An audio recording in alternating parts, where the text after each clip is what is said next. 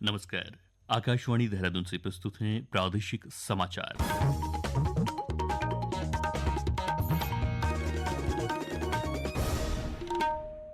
पहले मुख्य समाचार।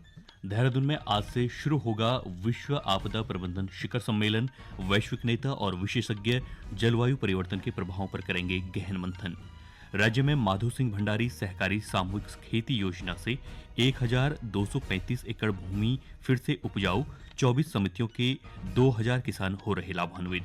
सर्वोच्च न्यायालय ने केंद्र से दिव्यांगजनों के खिलाफ अपमानजनक टिप्पणी से निपटने के लिए सख्त कानून लाने पर विचार करने को कहा और नाबालिगों में नशा रोकथाम के लिए देहरादून में विशेष रिहैबिलिटेशन केंद्र शुरू किया जाएगा। प्रादेशिक समाचारों के साथ मैं जयवीर सिंह और अब समाचार विस्तार से। देहरादून में आज से विश्व आपदा प्रबंधन शिखर सम्मेलन शुरू हो रहा है। इस सम्मेलन में वैश्विक नेता और विशेषज्ञ जलवायु परिवर्तन के प्रभावों पर गहन मंथन करेंगे। यूकोस्ट के महानिदेशक प्रोफेसर दुर्गेश पंत ने बताया कि 30 नवंबर तक चलने वाले इस सम्मेलन में आज उद्घाटन सत्र में विज्ञान एवं प्रौद्योगिकी और पृथ्वी विज्ञान मंत्रालय के राज्य मंत्री डॉक्टर जितेंद्र सिंह मुख्य अतिथि होंगे। सम्मेलन में उत्तराखंड विज्ञान शिक्षा प्रसार सम्मान, भागीरथ पुरस्कार और युवा महिला वैज्ञानिक पुरस्कार जैसे नए सम्मान शुरू किए जाएंगे, जिनका उद्देश्य विज्ञान संचार, आपदा प्रबंधन, जलवायु और महिला वैज्ञानिक नवाचार को प्रोत्साहित करना है। इसी अवसर पर राज्य स्तरीय science and technology premier league 2025 भी आयोजित की जाएगी, जिसमें सभी 13 जिलों की टीमें क्विज, नवाचार प्रदर्शनी, आपदा प्रतिक्रिया और जलवायु समाधान प्रतियोगिताओं में भाग लेंगी। सम्मेलन के दौरान 20 से अधिक कार्यशालाएं, संवाद सत्र और विशेष कार्यक्रम होंगे। मुख्यमंत्री पुष्कर सिंह धामी ने कहा है कि इस सम्मेलन से निकलने वाले निष्कर्ष, सुझाव और रणनीतिक समाधान न केवल उत्तराखंड बल्कि सभी हिमालयी राज्यों के लिए मार्गदर्शक, उपयोगी और दूरगामी प्रभाव वाले सिद्ध होंगे। माधो सिंह भंडारी सहकारी सामूहिक खेती योजना से प्रदेश के बंजर खेत फिर से आबाद हो रहे हैं और किसानों की आय में बढ़ोतरी हो रही है। सहकारिता विभाग की इस योजना के तहत वर्तमान में 1235 एकड़ भूमि पर सामूहिक खेती की जा रही है और प्रदेश भर की 24 सहकारी समितियों से जुड़े करीब 2400 किसान लाभान्वित हो रहे हैं। सहकारिता मंत्री डॉक्टर धन सिंह रावत ने कहा कि यह योजना ग्रामीण विकास और कृषि पुनर्जागरण की दिशा में महत्वपूर्ण कदम है। इससे न केवल अनुपयोगी भूमि उपजाऊ बन रही है बल्कि किसान संगठित होकर आत्मनिर्भर बन रहे हैं। उन्होंने कहा कि आने वाले वर्षों में इस मॉडल का और विस्तार किया जाएगा ताकि पलायन प्रभावित क्षेत्रों में कृषि आधारित रोजगार बढ़े और ग्रामीण अर्थव्यवस्था मजबूत हो। सरकार ने प्रत्येक ब्लॉक में बंजर खेतों की पहचान कर 4750 एकड़ जमीन को आबाद करने का लक्ष्य रखा है। चयनित 70 क्लस्टरों में से 24 में सामूहिक खेती शुरू हो चुकी है, जहां स्थानीय संसाधनों और आधुनिक तकनीक का उपयोग किया जा रहा है। इन क्षेत्रों में मिलेट्स, बेमौसमी सब्जियां, दालें, फल, औषधीय और सुगंधित पौधों के साथ व्यावसायिक फसलें और चारा उत्पादन किया जा रहा है। मुख्यमंत्री पुष्कर सिंह धामी ने कहा कि उत्तराखंड निवेश और नवाचार का नया केंद्र बन रहा है। देहरादून में आयोजित एक कार्यक्रम में मुख्यमंत्री ने कहा कि राज्य को वैश्विक निवेशक सम्मेलन में 3.5 लाख करोड़ रुपए से अधिक के निवेश प्राप्त हुए हैं, जिनमें से लगभग 1 लाख करोड़ के प्रस्ताव धरातल पर उतर चुके हैं। मुख्यमंत्री ने कहा कि प्रदेश को विश्व की आध्यात्मिक राजधानी बनाने का लक्ष्य तय किया गया है।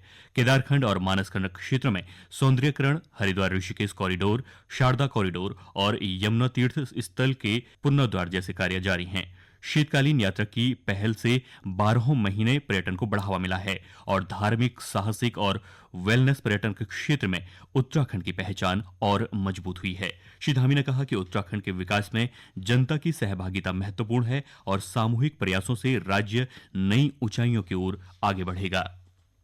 नोएडा में केंद्रीय जल शक्ति मंत्री सीआर पाटिल की अध्यक्षता में आयोजित ऊपरी यमुना नदी बोर्ड की 9वीं रिव्यू कमेटी की बैठक में राज्य के सिंचाई मंत्री सतपाल महाराज ने हिस्सा लिया।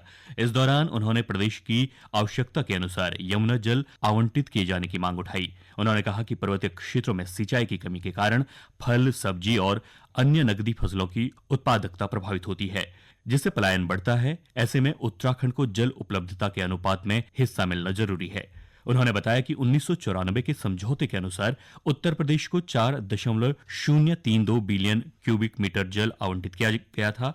वर्ष 2000 में उत्तराखंड के अलग राज्य बनने के बाद भी जल बंटवारे पर सहमति नहीं बन सकी और केंद्र के हस्तक्षेप के बाद राज्य को मांग के करीब 32% कम पानी आवंटित हुआ। 2024 में हुई पिछली बैठक में भी उत्तराखंड को 0.311 बिलियन क्यूबिक मीटर जल मिला था, जबकि यह राज्य की मांग से काफी कम है। ये समाचार आकाशवाणी के देहरादून केंद्र से प्रसारित किए जा रहे हैं। ताज़ा समाचार के लिए आप हमारे सोशल मीडिया एक्स व Facebook page Akashvani news Uttarakhand को फॉलो कर सकते हैं। साथ ही ये समाचार हमारे YouTube channel Akashvani news Uttarakhand पर भी उपलब्ध हैं।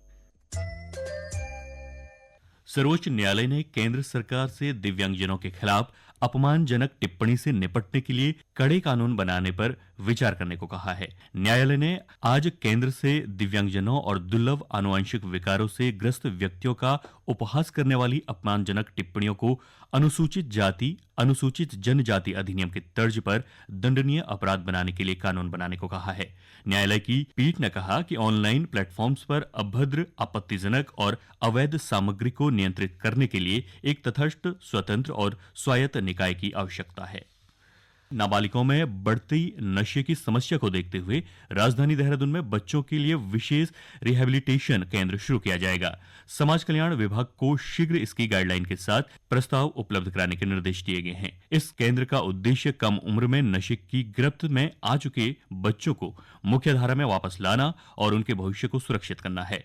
जिलाधिकारी सविन बंसल ने ऋषिपर्णा सभागार में जिला स्तरीय नारकोटिक्स समन्वय समिति की बैठक में राजधानी में नशे के खिलाफ चल रही कार्यवाही की समीक्षा में यह जानकारी दी। बैठक में जिलाधिकारी ने सभी मेडिकल स्टोर्स में 10 दिनों के भीतर सीसीटीवी कैमरे लगवाने के निर्देश दिए। उन्होंने कहा कि जो मेडिकल स्टोर्स इन निर्देशों का पालन नहीं करेंगे उनका लाइसेंस रद्द किया जाएगा। दवा फैक्ट्रियों और मेडिकल स्टोर्स की सघन जांच भी जारी रखने को कहा गया है। उच्च शिक्षण संस्थानों में व्यापक ड्रग्स टेस्टिंग कराने और प्रत्येक विद्यालय व कॉलेज में एंटी ड्रग्स कमेटी को सक्रिय करने के निर्देश दिए गए हैं। श्री बंसल ने सभी स्कूलों, सार्वजनिक स्थानों और कार्यालयों में मानस हेल्पलाइन 1933 और district de addiction centre helpline 9625777399 के पोस्टर लगाने को कहा ताकि नशे से जुड़े मामलों की तुरंत जानकारी मिल सके।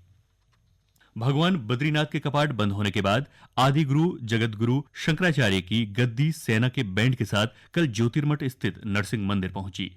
इसके साथ भगवान बद्रीनाथ का खजाना और गरुड़ महाराज की डोली भी ज्योतिर्मठ लाई गई। बद्रीनाथ के कपाट 25 नवंबर को बंद हुए थे। इसके बाद 26 नवंबर को कुबेर, उद्धव, गरुड़ महाराज और शंकराचार्य की गद्दी बद्रीनाथ से प्रस्थान कर योगधान बद्री पांडुकेश्वर पहुंची, जहां कुबेर और उद्धव की स्थापना हुई। बुधवार सुबह शंकराचार्य की गद्दी और गरुड़ महाराज की डोली ज्योतिर्मठ पहुंची, जहां नरसिंह भगवान और नवदुर्गा की पूजा के बाद गद्दी की स्थापना की गई और खजाना भगवान नरसिंह को सौंपा गया।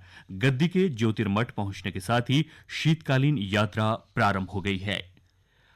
हरिद्वार को स्वच्छ और सुंदर बनाने के लिए चल रहा स्वच्छता अभियान 9वें दिन भी जारी रहा। अभियान के तहत शहरी क्षेत्रों से लेकर गांवों और कस्बों तक सफाई कार्य किया गया। राष्ट्रीय राजमार्ग पर विशेष अभियान चलाया गया। बीएचईएल क्षेत्र में चिन्मय डिग्री कॉलेज से सेक्टर 6 तक सफाई की गई। मंगलौर नगरपालिका क्षेत्र, खानपुर की ग्राम पंचायतों, मंडावर मंगलौर हाईवे और रुड़की हरिद्वार रोड पर भी सफाई अभियान चलाया गया। और अब एक नजर आज के समाचार पत्रों की सुर्खियों पर। राष्ट्रीय और अंतर्राष्ट्रीय खेलों में पदक विजेताओं को खेल विभाग में ही किया जाएगा सेवायोजित। यह खबर सभी समाचार पत्रों की सुर्खियों में है। दैनिक जागरण लिखता है, प्रदेश में पदक विजेताओं को अब खेल विभाग में ही मिलेगी नौकरी। वहीं हिंदुस्तान समाचार पत्र का शीर्षक है, पदक विजेताओं के लिए 500 पद। एक अन्य खबर पर अमर उजाला लिखता है, उत्तराखंड में समस्त बार एसोसिएशन की चुनाव प्रक्रिया पर रोक। हाईकोर्ट बार ने काउंसिल की रोक को ठुकराया। उत्तराखंड में अब सिंगल लेन नहीं रहेगी कोई भी राष्ट्रीय राजमार्ग। इस शीर्षक के साथ दैनिक जागरण की खबर है, राष्ट्रीय राजमार्गों को डबल लेन बनाने की प्रक्रिया तेज, डीपीआर तैयार। अंत में मुख्य समाचार एक बार फिर। देहरादून में आज से शुरू होगा विश्व आपदा प्रबंधन शिखर सम्मेलन। वैश्विक नेता और विशेषज्ञ जलवायु परिवर्तन के प्रभाव पर करेंगे गहन मंथन। राज्य में माधो सिंह भंडारी सहकारी सामूहिक खेती योजना से 1235 एकड़ भूमि फिर से उपजाऊ, 24 समितियों के 2000 किसान हो रहे लाभान्वित। सर्वोच्च न्यायालय ने केंद्र से दिव्यांगजनों के खिलाफ अपमानजनक टिप्पणी से निपटने के लिए सख्त कानून लाने पर विचार करने को कहा और नाबालिगों में नशा रोकथाम के लिए देहरादून में विशेष रिहैबिलिटेशन केंद्र शुरू किया जाएगा। इसके साथ ही प्रादेशिक समाचारों का ये अंक समाप्त हुआ। अगला समाचार बुलेटिन 10:30 बजे प्रसारित किया जाएगा। नमस्कार।